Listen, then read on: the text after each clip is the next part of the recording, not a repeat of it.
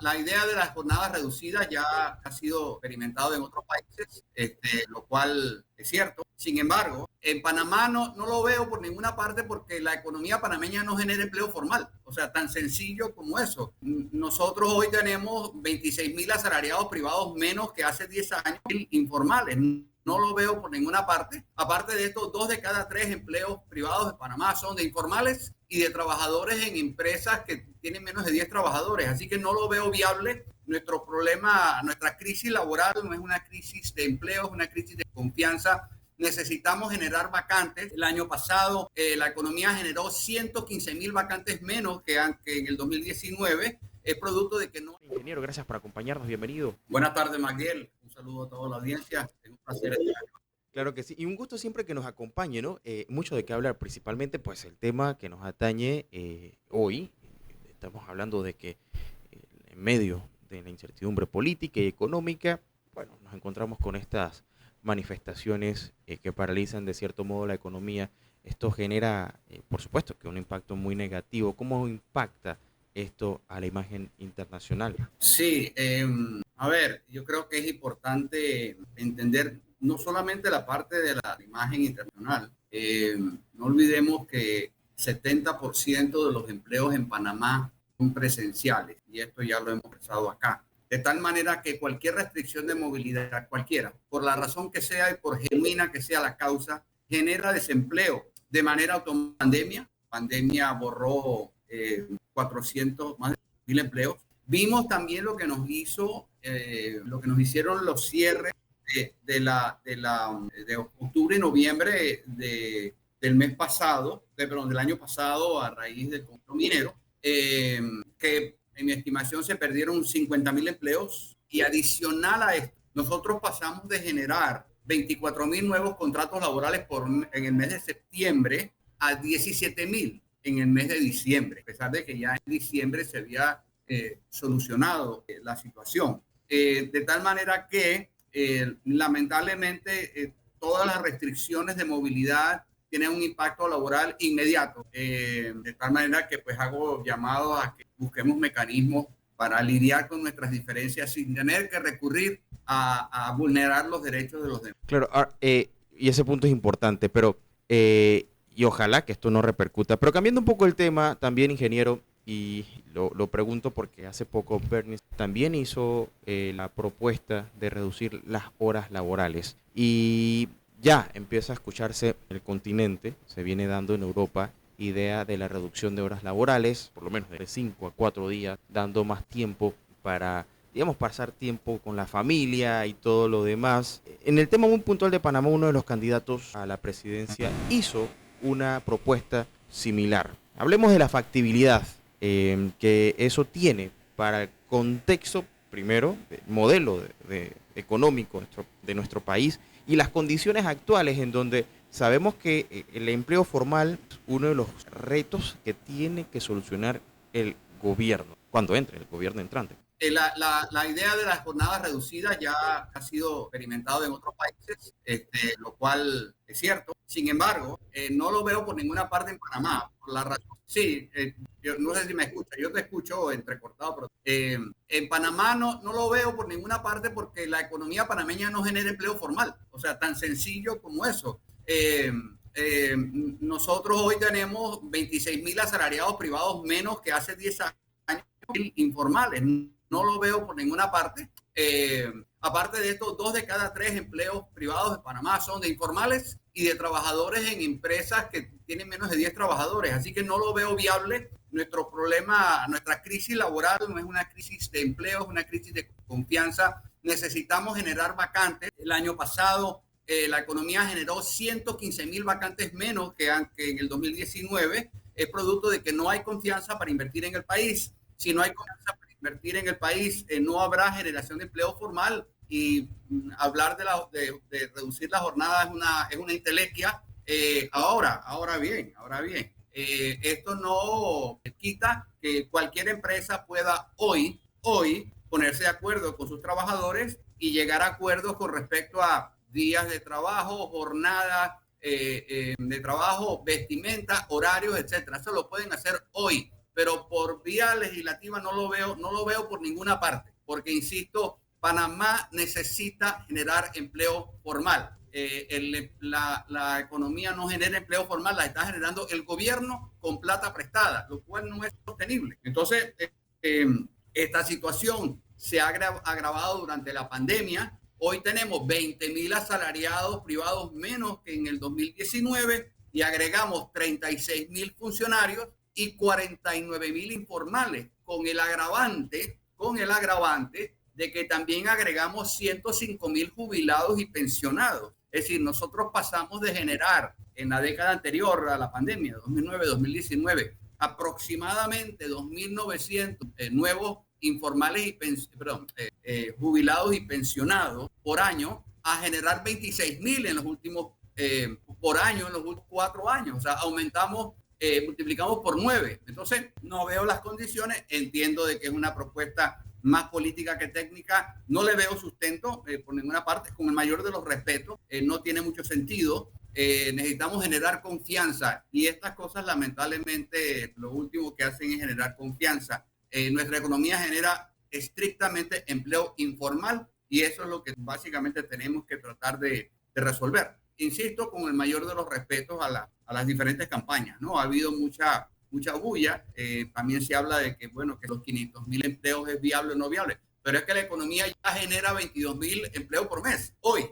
Entonces, creo que de alguna manera estamos reaccionando a cosas y no sé si es parte de la estrategia, digamos, de poner a estas propuestas a circular. La de los 500,000 ya ocurre, ya está ocurriendo. La economía, basado en los informes del número de contratos tramitados por Mitradel el año pasado, genera en promedio 22,000 nuevos contratos laborales por mes, es decir, genera 22,000 nuevos empleos formales por mes. El problema es que no dura. El problema es que no es cómo lo generamos, cómo lo sostenemos. Claro. Aún con los niveles de contratación de diciembre, que fueron un desastre, fueron 17,000. En diciembre se generaron o se tramitaron 17,000 y tantos nuevos contratos en Mitradel. Si multiplicamos por 60, eso es 1,000,000 de empleos. Entonces, pero insisto, nuestra crisis laboral no es de empleo, es de confianza. Esos empleos no duran. Como punto de referencia, en el 2019, Mitradel tramitó 378,000 nuevos contratos laborales, 378.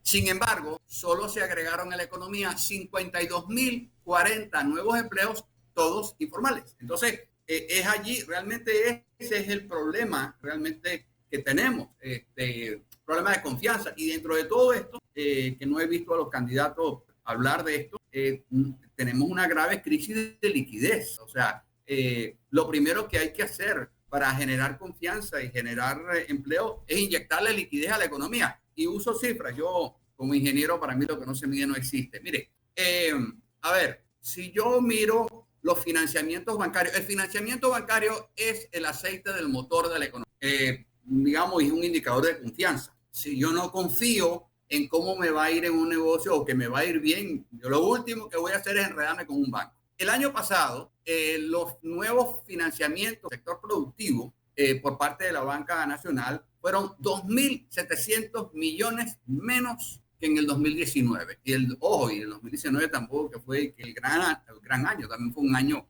electoral. 2,700 millones. Eso significa que la gente pidió menos, o sea, hubo menos liquidez inyectada al sector productivo. No estoy hablando de préstamos de consumo ni de hipotecarios, no estoy hablando estrictamente financiamiento a la industria, comercio, la construcción, la agricultura, pesca, etc.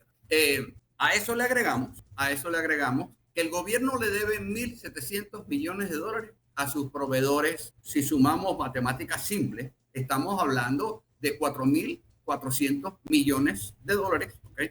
Que requeriría, entre comillas, porque es como el déficit que tendríamos de liquidez, ¿okay? Es decir, en la economía necesitamos poner esa plata a circular, necesitamos inyectar liquidez a la economía. Entonces, mientras ese tema no se resuelva, y a mí me preocupa que nosotros estamos más preocupados de buscar culpables que de encontrar soluciones a problemas que no entendemos, ¿okay? Sí, que si los corruptos, es cierto, aparte de la pérdida de la confianza es el tema de la percepción de la corrupción. Pero ¿cómo vamos a inyectar de aquí a final de año, o en los casos, en 2025, 4.400 millones de dólares a la economía. Ese es el tema para mí central.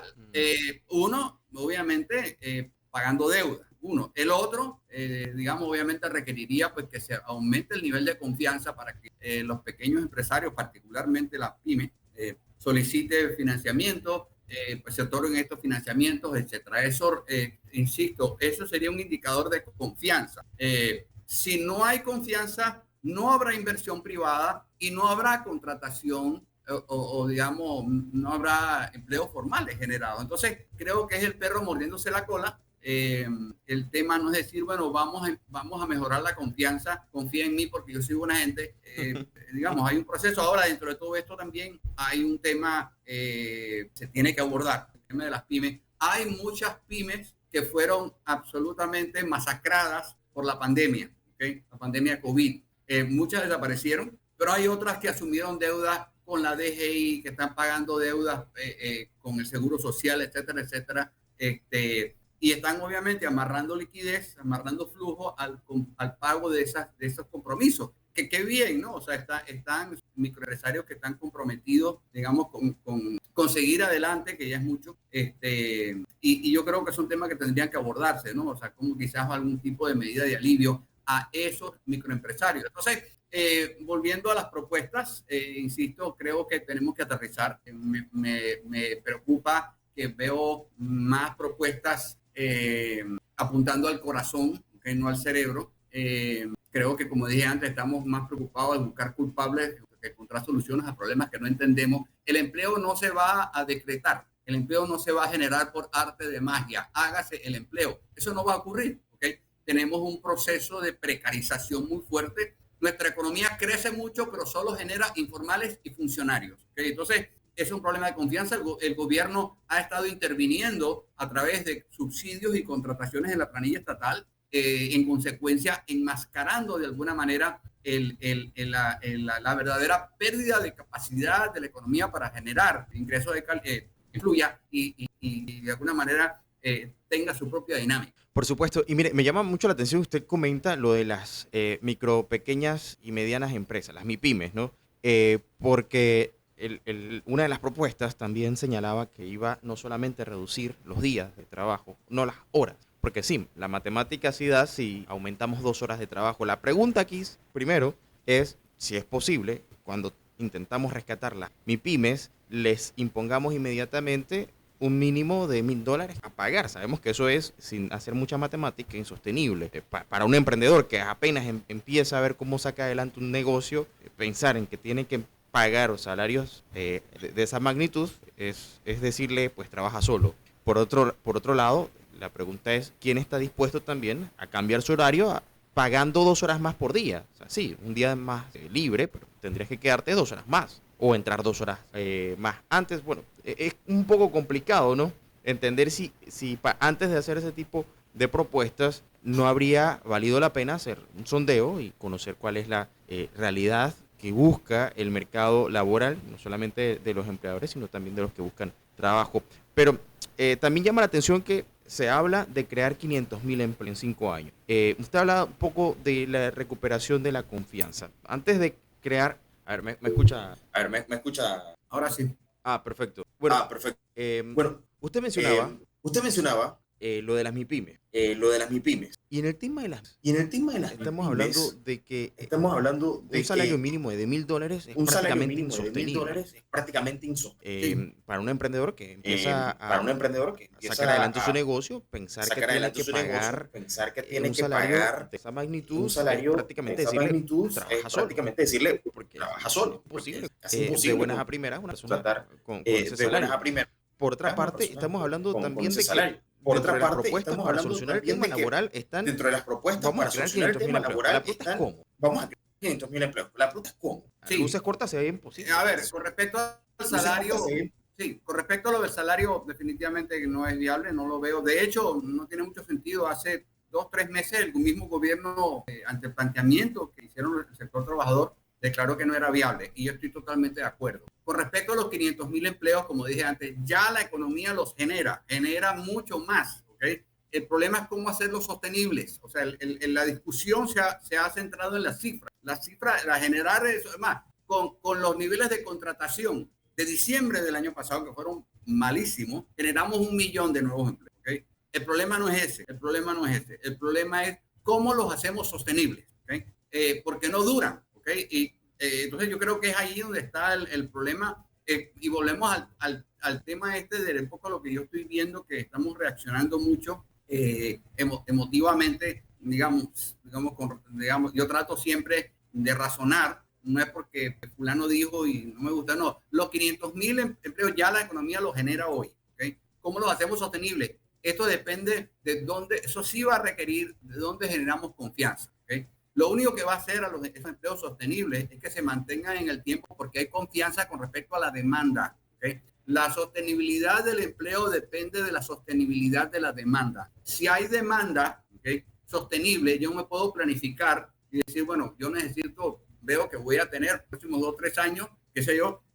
Sí, escucha. ¿Sí, me escucha? Ah, perfecto. Bueno, ingeniero, definitivamente, bueno, estamos teniendo un tema con la conexión, nos hubiese fluida por este tema importante. Lo de la recuperación, me quedo con eso, lo de la recuperación de la confianza para poder no solamente generar, sino también empleos. No hay, quizás, que conozcamos, escuchando a usted, que es el experto en empleos, me preocupa más porque esperaría escuchar que hay planteamientos y propuestas enfocadas en mantener los empleos. Lastimosamente, pues, no es lo que hemos escuchado en los últimos días. Y esto es importante y fundamental porque, como ya lo hemos conversado antes en el programa Ingeniero, el tema de la Caja de Seguro Social dependiente de manera muy íntima con el tema del empleo formal. Y lo que se vislumbra es que, salvo que ocurra realmente un milagro que no sea fortuito, realmente el mismo escenario no está estamos concibiendo para resolverlos en materia laboral. Ojalá podamos nuevamente propuestas más concretas y digamos que los debates no sirven para poder tener todo el plan de gobierno, lógico, pero nos gustaría tener algo de tranquilidad porque eso que se escucha en las propuestas y en la publicidad o la propaganda política es lo que probablemente está escuchando el inversionista extranjero para hacer más o menos su sondeo y su medición de por dónde va de las propuestas electorales y cómo como gobierno te escucho entrecortado. Wow, lástimamente estamos. Pero bueno, vamos a dejarlos hasta aquí. A ver, sí, la escucho. Sí, la escucho. A ver, lo de las MIPYMES. Un salario, o sea, no va a haber reactivación de las MIPYMES con un salario de $1,000 de entrada.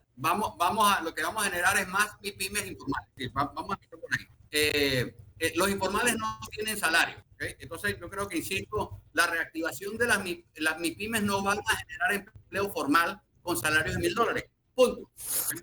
Es bien sencillo. ¿Okay? Con respecto a los 500,000 empleos, ya la mía los genera. Nuestro problema no es generarlo, nuestro problema es sostenerlo. Entonces, por ejemplo, entonces yo creo que el tema está en cómo pudiéramos hacer para que esta confianza, por ejemplo, en el sector turístico, se habla del sector turístico, 62% de los empleos en el turismo son informales.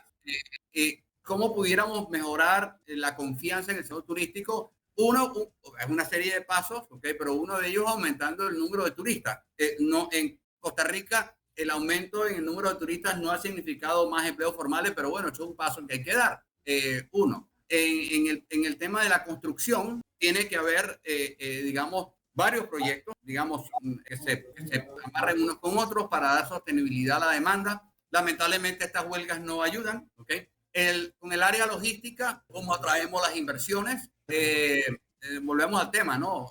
Hablar del potencial turístico sin las inversiones que lo hagan realidad es creer en sí puede. Entonces, en el 2022, 85% de los empleos que generó la logística fueron informales. El año pasado la logística perdió empleo. 61% de los empleos logísticos son informales porque no hay confianza. Entonces, volvemos al tema. Ya la economía lo genera. ¿Cómo? La clave está, ¿qué es lo que tenemos que hacer para generar la confianza en esos sectores para que esos empleos sean sostenibles? ¿Okay? Y es allí realmente el gran tema, es un tema de confianza, más que no es cantidad, sino la calidad. Insisto, ya la economía genera 22,000 por mes. Entonces, pero ¿cómo lo mantenemos? Realmente creo que ese es el problema.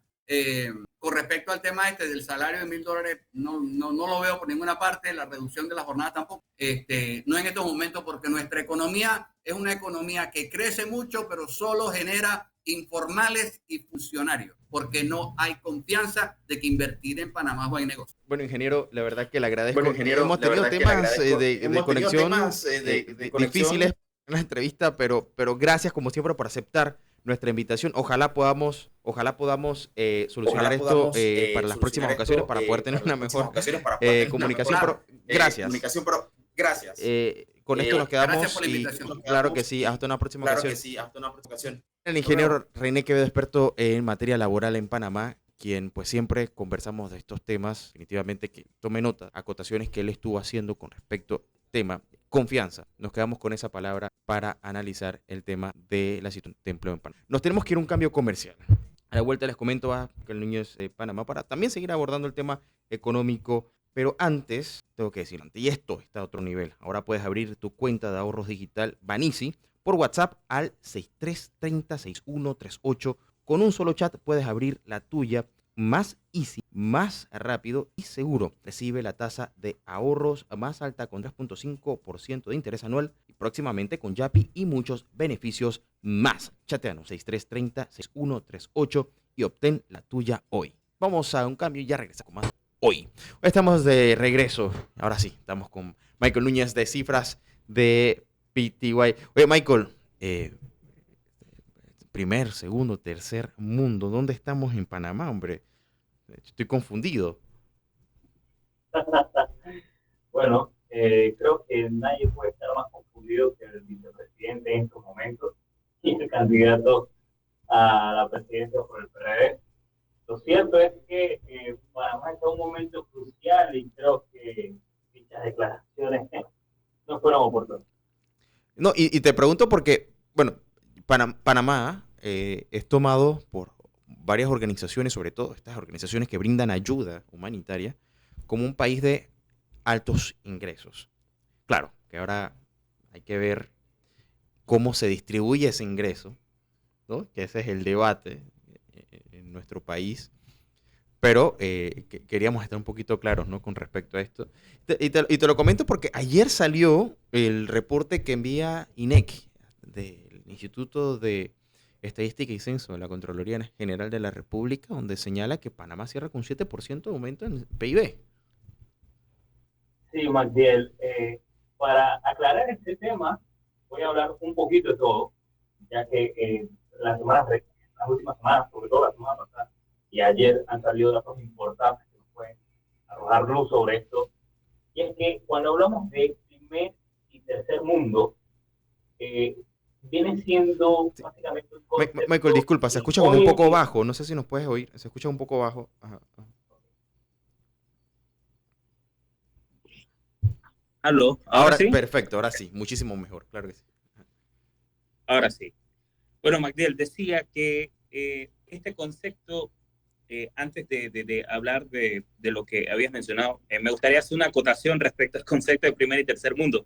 Y lo cierto es que pese a que cotidianamente se usa y que los medios de comunicación lo usan, es un término que académicamente ya no tiene cabida dentro del mundo actual. Porque estamos hablando ya de la Guerra Fría, ¿no? Un contexto en donde los países no alineados y todo lo demás.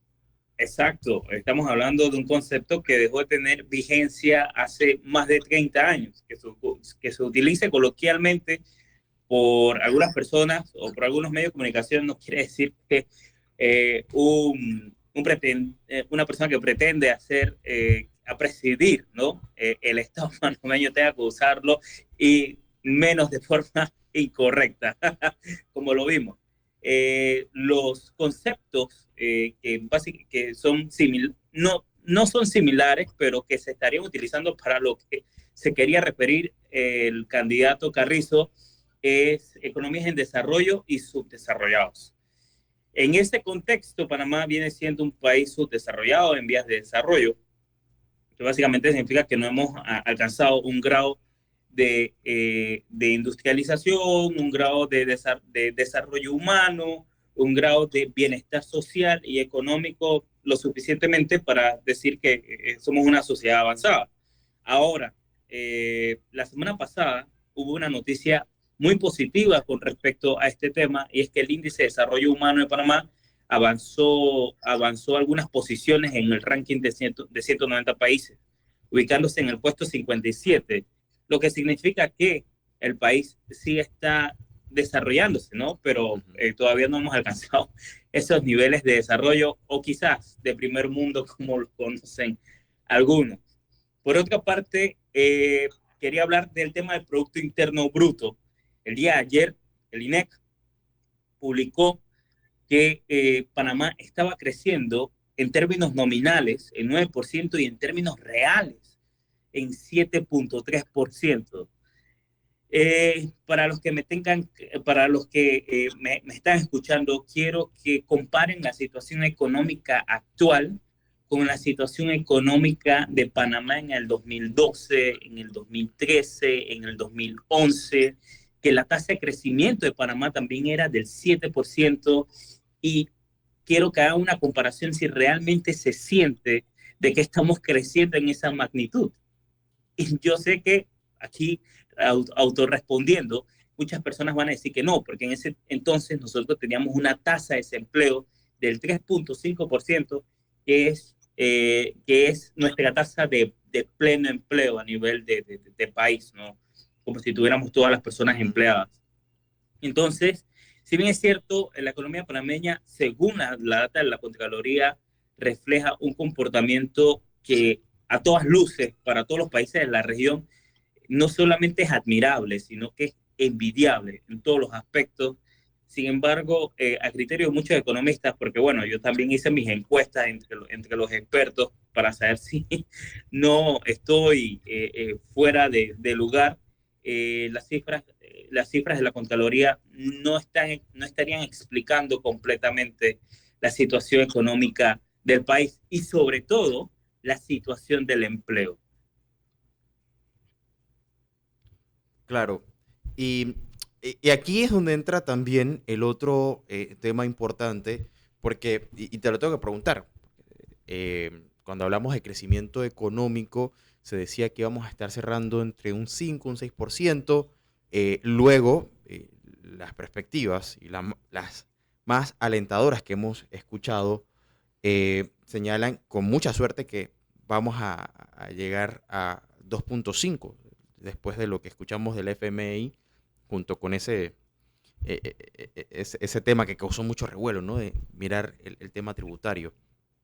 Pero para entenderlo mejor, Michael, y yo te lo tengo que preguntar porque a uno como yo, y que quizás muchos de los que nos escuchan que no somos expertos en temas económicos, sobre todo en macroeconomía, ¿cómo entendemos el tema de las cifras y los porcentajes? Porque mientras que dice el Banco Mundial una cifra, el FMI dice otra, la CEPAL dice uno, el Ministerio de Economía y Finanzas dice, sí, estamos creciendo tanto, y luego escuchamos comentaristas y expertos en temas económicos y financieros que dicen, sí, pero aquí hay un reporte que dice que los números están maquillados. Entonces, ¿cómo empezamos a interpretar y desarrollar ese pensamiento crítico, ¿no? para comprender un poco mejor cuando se nos da este tipo de cifras?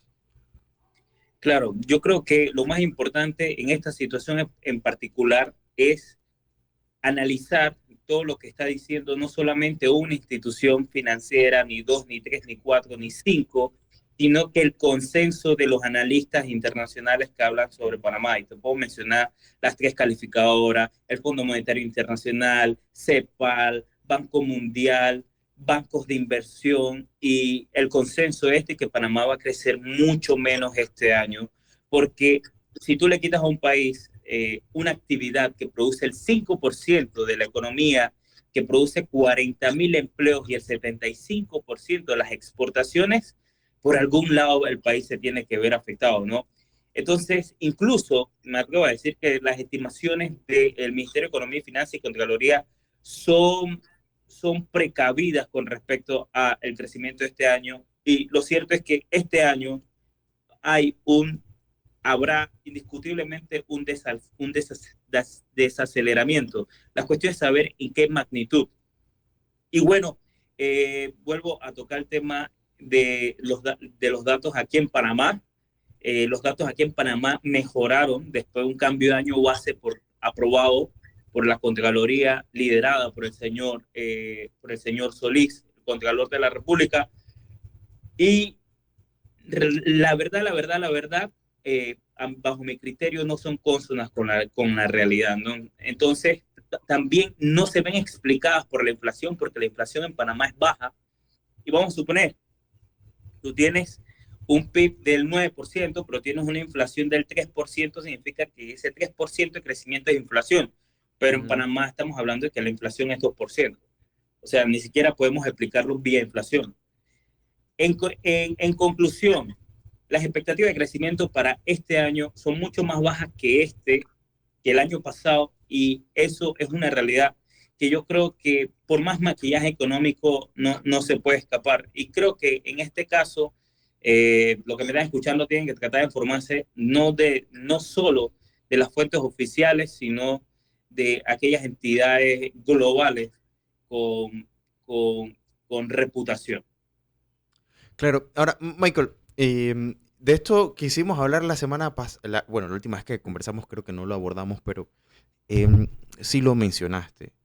Y es que las calificadoras pese a que se han emitido deuda en Panamá ya con tasas de interés de países que no cuentan con la calificación que tiene Panamá, las calificadoras han mantenido su posición de mantener cautela en emitir un pronunciamiento hasta que pasen las elecciones. ¿Esto por qué? Bueno, está muy claro. Yo la verdad estaba esperando para el mes de febrero, siempre se publica, por lo menos Fitch publica el informe de calificación. Sin embargo, yo creo que por cautela y porque realmente las elecciones van a decidir el rumbo económico del país en todos los sentidos, en cuanto por cómo va a quedar configurado la Asamblea y el propio Ejecutivo, o sea, quién va a ser el presidente de la República, creo que han decidido ser prudentes, porque entre los candidatos hay planes de gobierno y planes de políticas económicas muy diversos. Entonces, en estos momentos, supongo que no quieren lanzar una moneda al aire y decidir, porque realmente el segundo semestre de Panamá y los próximos 4 o 5 años van a estar totalmente definidos por la política económica del próximo gobierno. Entonces, creo que es lo mejor si lo vemos desde un punto de vista si lo veo un punto de vista como un analista, porque sería un poco irresponsable decir va a suceder esto y esto y esto, cuando en función de X y Z política puede cambiar todo el panorama. Así que eso es lo que pienso al respecto, Magdiel. Claro, hay un tema que me gustaría tocar, pero creo que lo podemos dejar para la próxima semana, si estás en la disposición. Y bueno, hay unos temas bien interesantes que tenemos que anunciar próximamente aquí en Menú Ejecutivo. Y es una nueva ley que se está discutiendo en el tema de mercado de valores en Panamá, que es importante, y enhorabuena también por la licencia ahí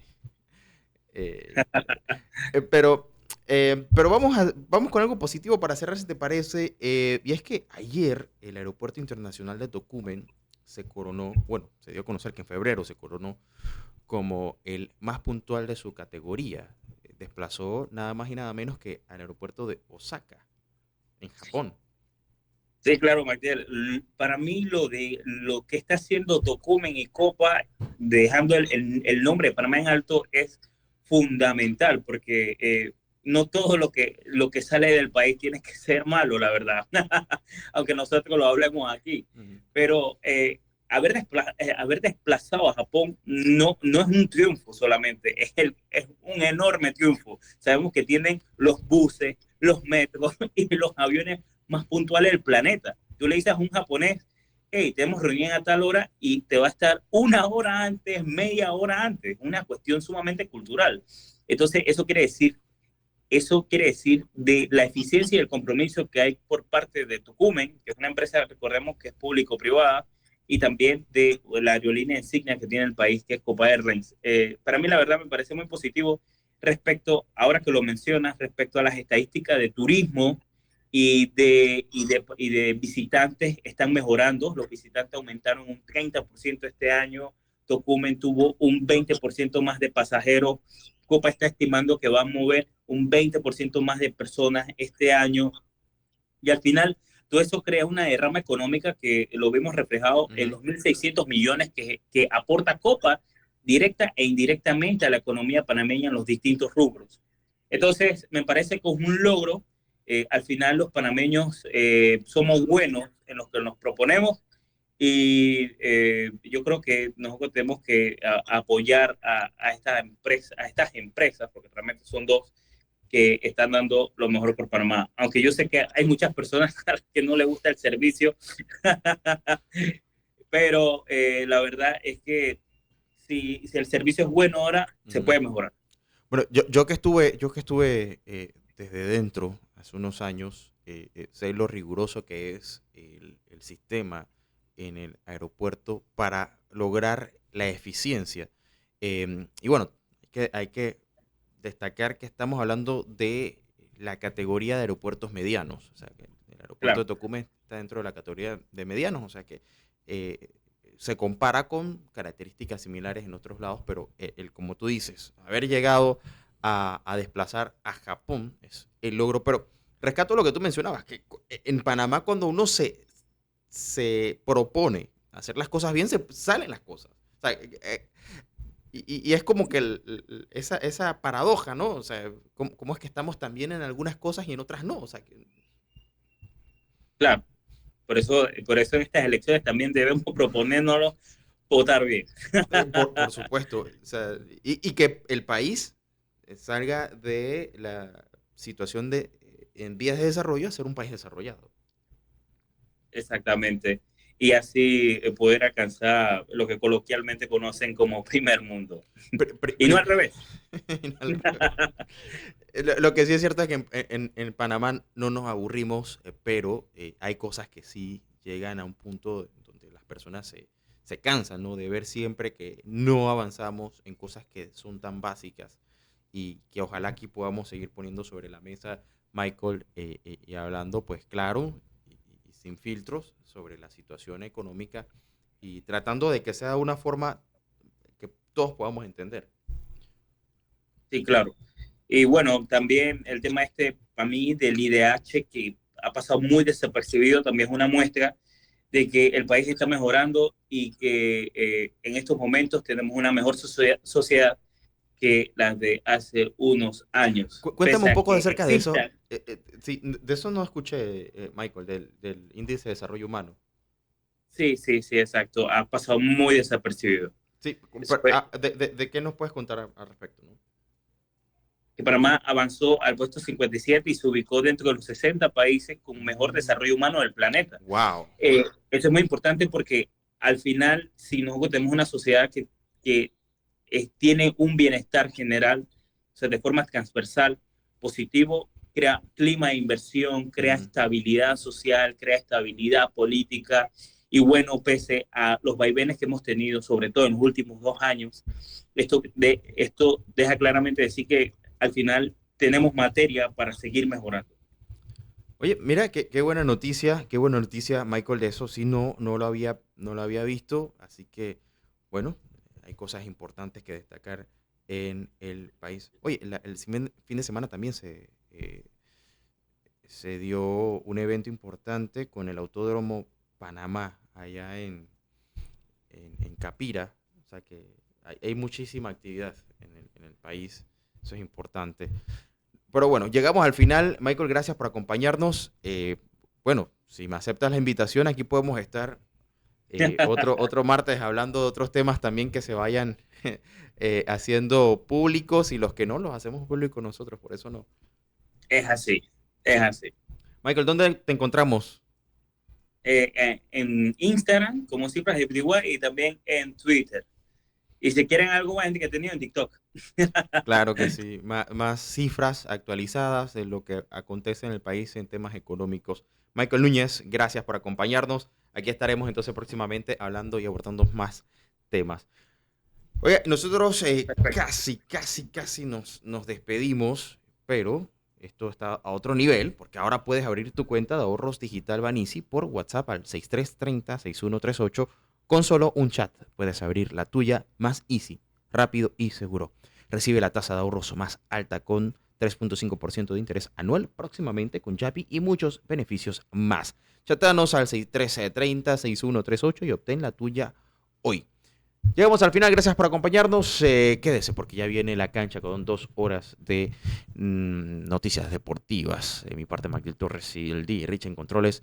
Les deseamos una feliz tarde. Más tarde regresamos con los microinformativos. Que estén muy bien. Feliz tarde.